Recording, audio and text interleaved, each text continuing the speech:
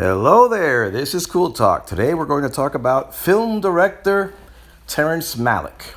And filmophiles will know who I'm talking about, but mainstream audiences will probably say, 1, I love Terrence Malick, 2, I hate Terrence Malick, or 3, who the hell is Terrence Malick? Well, love him or hate him or don't know him, Terrence Malick is one of the most influential movie directors of modern cinema. Yet, in a 50-year career, he's only done 9 movies and 1 documentary. In the 1970s, he directed Badlands and Days of Heaven, earning lots of critical praise.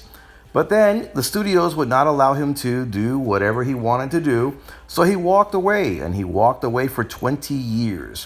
When he returned in 1998 to direct A Thin Red Line, actors were lining up to work with him. However, a lot of actors would get frustrated with Terrence Malick, as we shall see. One of the reasons is that Terrence Malick was not too interested in character arcs or narratives or even the story. I mean, he was more interested in having the images expose what he wants us to see. He often spoke of the films as if they were silent films. He became an expert in natural lighting. He would film outside just after sunrise or a little bit before sunset, calling this the magic hour. And a lot of directors would follow suit. He was heavily into nature, filming nature, and a lot of times he would be filming an actor who's speaking, then he'd run away with his camera and film a butterfly. He did this quite often, and he used small handheld cameras. Now, before 1960, cameras were kind of large and bulky. Malick took advantage of these small handheld cameras. It gave him a fluidity of movement that he could use, both with the actors and for the expose that he wanted to give us.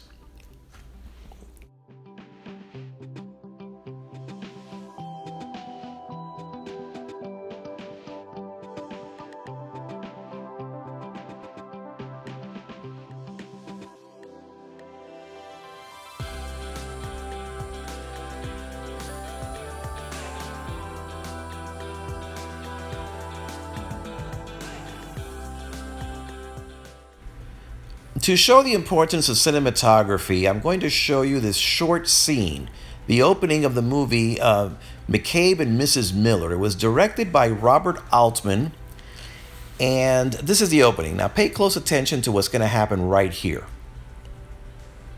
Okay, you're probably thinking, all right, Cool Talk, what's the big deal? Well, the big deal is that with natural lighting, Robert Altman was able to pick up the flame from that cigar. And that was in 1971. Robert Altman probably influenced Terrence Malick. Now, in the 1970s, it was a heyday for movie directors. Peter Bogdanovich, Scorsese, Robert Altman, Spielberg, Coppola, George Lucas, they were all given lots and lots of slack from the studios to do their own thing. And some of the best films came out in the 1970s. Taxi Driver, Nashville, Jaws, Close Encounters of the Third Kind, The Godfather films, French Connection, Last Picture Show, and of course, Star Wars. But then these same directors got a little bit too ambitious, I don't know, but they filmed the biggest box office flops of the time. Sorcerer, Daisy Miller, 1941, The Cotton Club, Pirates, New York, New York, big box office failures. And the studios in Hollywood, well, they got cold feet. They pulled the plug. They told the movie directors, you can't do whatever you want to do. We're going to have to control you. The party is over. And unfortunately for Terrence Malick, this affected him deeply. He only filmed 2 movies in the 1970s, Badlands and Days of Heaven. The reason is that being a perfectionist, he would spend months and months of filming, and then later on would spend up to 2 years editing the movies. So, by the time he was going to move along to his 3rd film, the studio had pulled the plug. They wanted to control the directors, and Terrence Malick, as I mentioned, walked away from Hollywood. He walked away for 20 years. Now, little did everybody know that when Terrence Malick was back, he was back a changed man. He didn't want to just tell a story because narratives bored him. He had already proved that he could make a conventional film.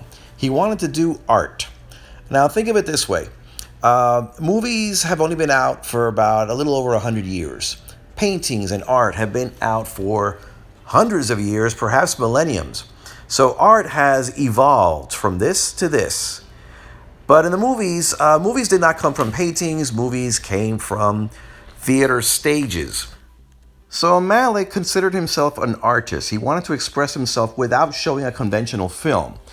He loved to film nature. He was a spiritual man that wanted to find God in his images.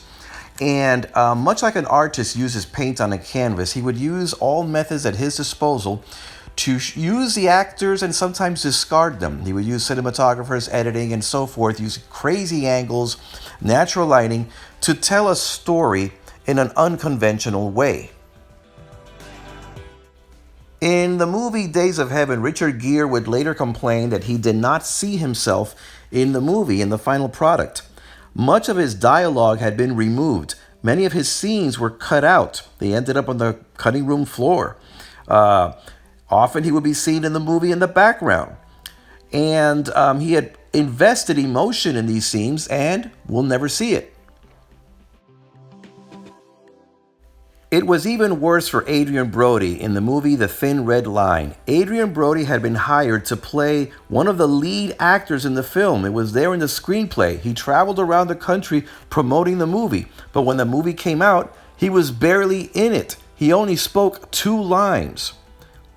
Then in the movie Tree of Life, Sean Penn, I don't even remember if he spoke at all. All we see most of the time is him walking around the building and walking around the desert, just like you see right over here.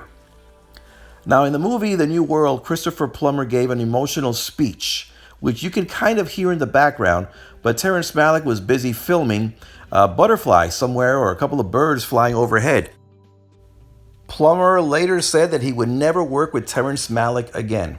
Now, going back to the movie The Thin Red Line, I'm going to show you the entire performance of Jared Leto.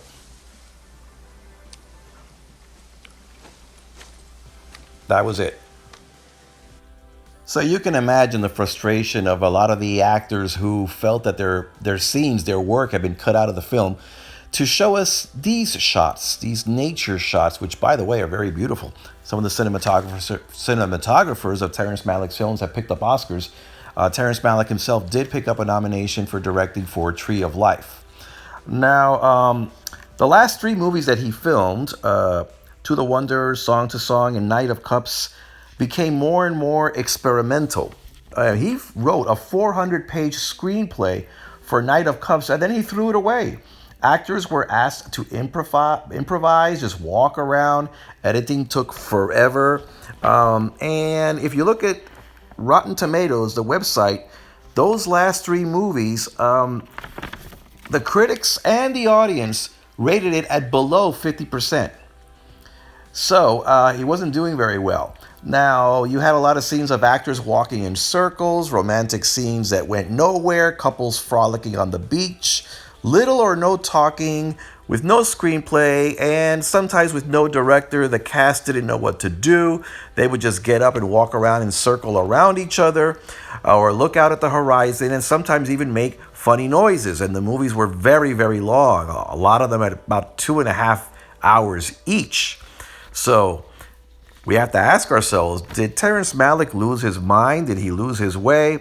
Well, whatever it was, it looks like he got it back, got it out of his system, this experimental stage, because his last movie, A Hidden Life, here he seems that he's back on track.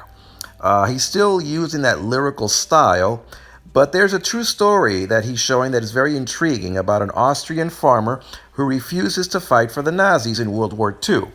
It's as if having a narrative forces Terrence Malick to tone down his improvisations long enough to give some kind of credence to his story, something for us to follow. Now, I mentioned that Terrence Malick had been very influential. He was very big on deep focus and wide shots. Now here, you can see deep focus in the movie Citizen Kane, so this is nothing new. But for Terrence Malick, he would use deep focus and wide screen, wide shots. And what would happen is the images that you see in the foreground are just as visible as the images that are in the background. And this effect makes us see the actors as part of the nature of the backdrop that's behind them. So we are part of something, or I should say the characters in the film are all part of something. So what we're going to do right now is we're going to see the influence that Terrence Malick has had on other film directors that have used some of his methods.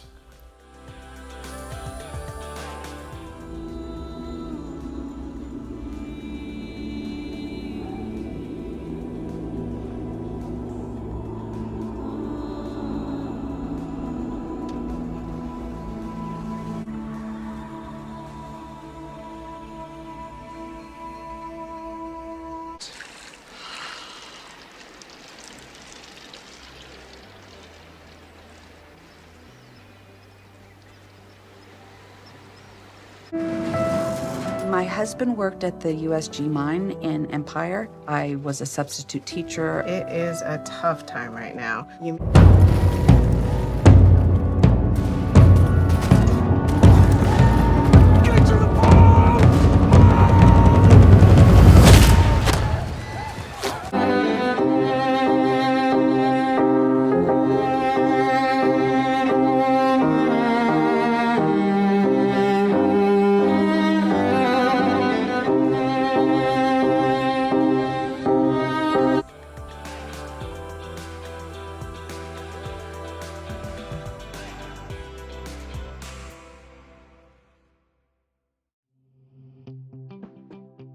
Things way beyond my maturity level.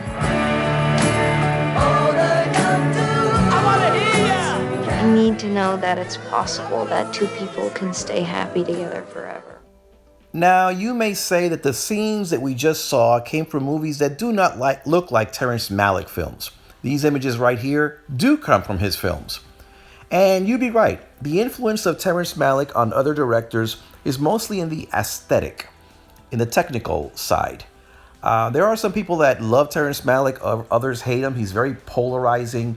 But I do hate it when someone tells you, oh, if you didn't like the Terrence Malick film, it's because you just don't get it. Hey, I get it just fine. Art is very subjective. If Terrence Malick's films don't appeal to you, it's because they're not for you. That's all. So, and on a personal level, I would say that Terrence Malick films are often very self-indulgent. But what we're going to do is to examine each of Terrence Malick's films in future videos, one by one, analyze them, and perhaps come to a better understanding and appreciation for what Terrence Malick is searching for. In the meantime, tell me what you think. Comment below, or better yet, subscribe. This is Cool Talk.